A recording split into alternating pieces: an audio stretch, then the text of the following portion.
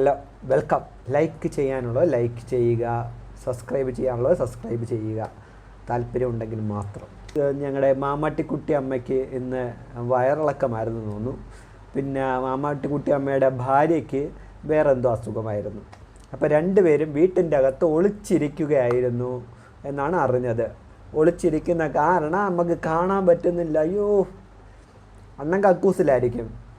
പിന്നെ കക്കൂസ് അത് അണ്ണൻ കക്കൂസിലാണെങ്കിൽ പിന്നെ മറ്റേ ഭാര്യയ്ക്ക് വരാൻ പറ്റത്തില്ല. കാരണം എന്ന് വെച്ച് കഴിഞ്ഞാൽ അണ്ണൻ ഫ്ലഷ് അടിക്കത്തില്ലല്ലോ. അങ്ങനെ ഒരു കുഴപ്പമുണ്ടല്ലോ, അണ്ണൻ ഫ്ലഷ് അടിക്കത്തില്ല. അങ്ങനെയാണ് മറ്റേ അവരൊക്കെ പറഞ്ഞിട്ടുള്ളത്. അണ്ണൻ മൂത്രം ഒഴിച്ചാൽ പോലും ഫ്ലഷ് അടിക്കത്തില്ല. അപ്പോൾ വയറിളക്കം വന്നാലോ ഒട്ടും അടിക്കില്ല. അപ്പോൾ ഭാര്യ എന്തായാലും വീട്ടിൽ തന്നെ നിൽക്കണം, അല്ലെങ്കിൽ വേറെ അവിടെ നിൽക്കുന്ന പിള്ളേരെ കൊണ്ട് അവൻ ഫ്ലഷ് അടിപ്പിക്കും. അതുകൊണ്ട് ഭാര്യ വീട്ടിൽ തന്നെ നിൽക്കുന്നതാണ് നല്ലത്. പിന്നെ നിങ്ങളെ വീട്ടിൽ ഈ നമ്മളെ മാമാട്ടിക്കുട്ടി അമ്മ സംസാരിക്കാൻ നേരത്ത് ഫുൾ ടൈം ഈ വാട്സപ്പ് മെസ്സേജ് അയക്കത്തില്ലേ, അതിൻ്റെ അകത്ത് നിറച്ച് കിളികളെ സൗണ്ടാണ്. ഞാൻ വിചാരിച്ച ഈ മാമാട്ടിക്കുട്ടി അമ്മ ഏതാ കിളിയാണ്, ഇതിനെ കൂട്ടി അടച്ചേക്കാണെന്ന് വിചാരിച്ച.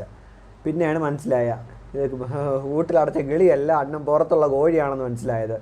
അപ്പോൾ ആയിക്കോട്ടെ. പിന്നെ ഉള്ളപ്പോഴാണ് മനസ്സിലായി നിങ്ങളെ വീട്ടിൽ ഈ മറ്റു പക്ഷികൾ മാത്രമല്ല ഉള്ളത്, നിങ്ങൾ കുറുക്കന്മാരെയും വളർത്താറുണ്ട്. ഇന്ന് ആ ഓരിയിടൽ കേട്ടപ്പോഴാണ് മനസ്സിലായി എന്നാ ഓരിയിടലാണ്. ഇത്രയും കുറുക്കന്മാരെ വളർത്തിയ കേസാവത്തില്ല നിങ്ങൾക്ക്.